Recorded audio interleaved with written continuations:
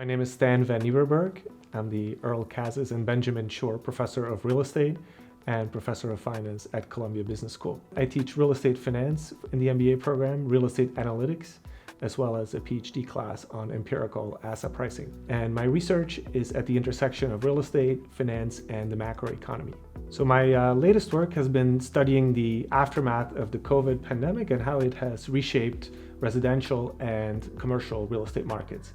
And in particular, I've been looking at office. Office is a very large asset class. About $5 trillion worth of office assets are residing in households' portfolios through pension funds, through sovereign wealth funds, through a lot of institutional investors. And what we've noticed is that these office assets have been affected by a triple headwind. A headwind that the first headwind has been remote work and hybrid work, which I'll talk about in a second. The second one is higher interest rates, and the third one is a transition to a green economy. Remote work has permanently shifted the landscape in commercial real estate. With fewer people in the office, at this point only about half of office workers are back in their office in large cities like New York. That has obviously suppressed the demand for real estate, for office real estate. And what we've been noticing is that has adversely affected the cash flows that landlords that own these office buildings have experienced. Since December of 2019, lease revenues on large office buildings in New York City have already declined by about 19%, despite the fact that only about a third of leases have actually come up for renewal yet. So fully 2/3 of leases are still with us. These are pre-pandemic leases. They have not come up for renewal yet. And so the fear is that the second shoe is yet to drop on the office market as those leases come up for renewal and as those tenants decide that they do not need quite as much space. So the second headwind for commercial real estate is higher interest rates. Long-term interest rates have gone up by about 200-300 basis points in these last couple of years. And that's obviously a strong negative for office markets because so much real estate is financed with debt. And as interest rates rise, the cost of that debt increases. This becomes a problem usually when the mortgage is up for refinancing.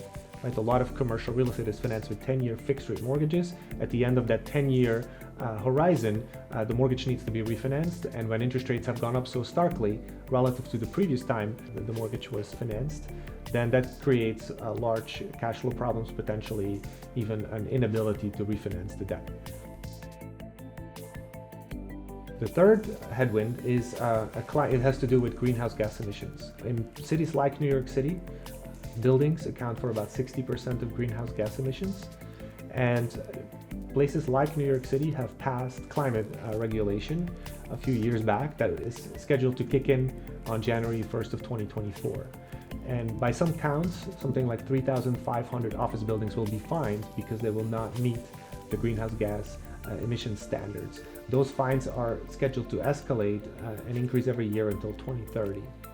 Now, the problem is that there's these older, less energy efficient office buildings, often called Class B or Class C office buildings, that are not only under attack from the remote work revolution, they have basically less demand for that office space, but that are also particularly energy inefficient.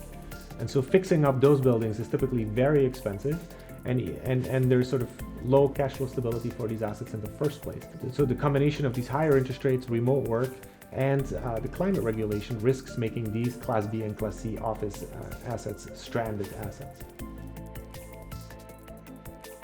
So what my research does is it takes those cash flow projections from leasing data and tries to build a valuation model for office values. And the ultimate question is, how did remote work affect the overall value of the office stock? And the headline result is that we think remote work reduced the value of office by about 40%, which is of course a large number. It's a number that's large enough to wipe out a lot of the equity that landlords typically have in buildings and potentially even impair the debt that is often underlying these office properties.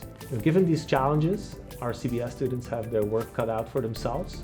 There's great opportunity for them to help reimagine what the cities of the future will look like, effectuate these conversions of existing office assets into better alternative use, and also help with the climate transition of the urban environment.